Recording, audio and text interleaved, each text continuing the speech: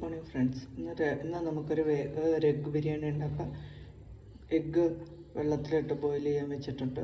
സ്വല്പം ഉപ്പ് ആഡ് ചെയ്തിട്ടുണ്ട്. റൈസ് വാഷ് ചെയ്ത്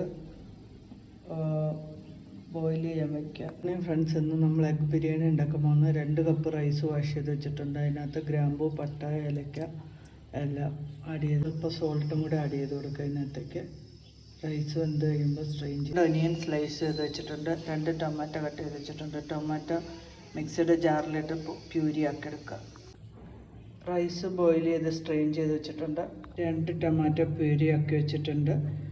ഒനിയൻ സ്ലൈസ് ചെയ്ത് വെച്ചിട്ടുണ്ട്.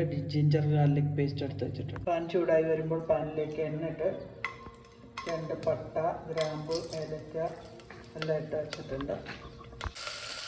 അതിലേക്ക് സ്ലൈസ് ചെയ്ത് ഒനിയൻ ആഡ് ചെയ്ത് കൊടുക്കുക. ഒനിയൻ നന്നായിട്ട് ബ്രൗൺ കളറാകുന്നവരെ മൂപ്പിച്ചെടുക്കുക. ഒനിയൻ നന്നായി ബ്രൗൺ കളറായിട്ടുണ്ട്. അതിലേക്ക് ജിഞ്ചർ ഗാർലിക് പേസ്റ്റ് ആഡ് ചെയ്യുക.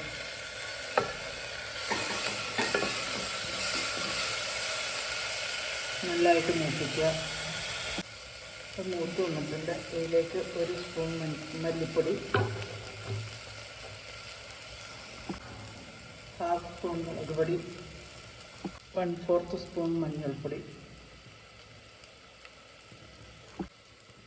1/2 ടീസ്പൂൺ ഗരം മസാലപ്പൊടി ആഡ് ചെയ്ത് നന്നായി മൂപ്പിച്ചെടുക്കുക. മസാലകളെല്ലാം നന്നായി റോസ്റ്റായി വന്നിട്ടുണ്ട്. അതിലേക്ക് നമ്മൾ ടൊമാറ്റോ പ്യൂരി ആഡ് ചെയ്യാം.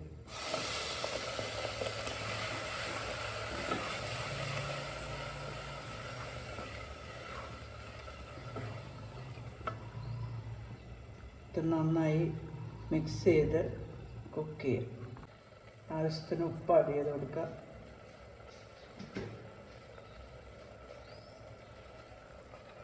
ഇത് നന്നായി സോഫ്റ്റായി വരുന്നുണ്ട്. ഒരിജിനെല്ലാം ഉണ്ട്.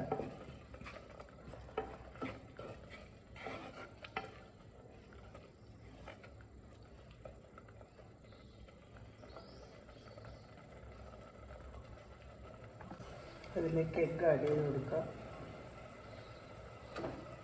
ഇത് സ്വല്പം നേരം മസാലയുടെ കൂടെ സോഫ്റ്റാകും.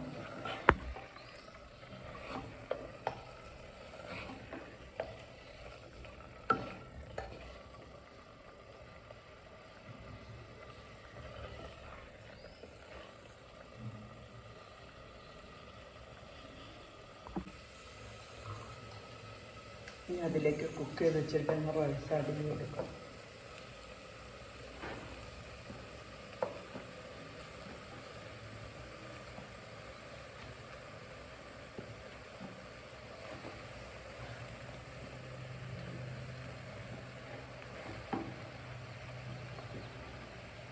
അഞ്ച് മിനിറ്റ് പാൻ അടച്ച് വെച്ച് ചെറിയ തീയിൽ വേവിക്കും. അങ്ങനെ നമ്മുടെ എഗ്ഗ് ബിരിയാണി റെഡി ആയിട്ടുണ്ട്. സ്വല്പം മല്ലിയില ഇട്ട് ഡെക്കറേറ്റ് ചെയ്ത് ഉപയോഗിക്കാം.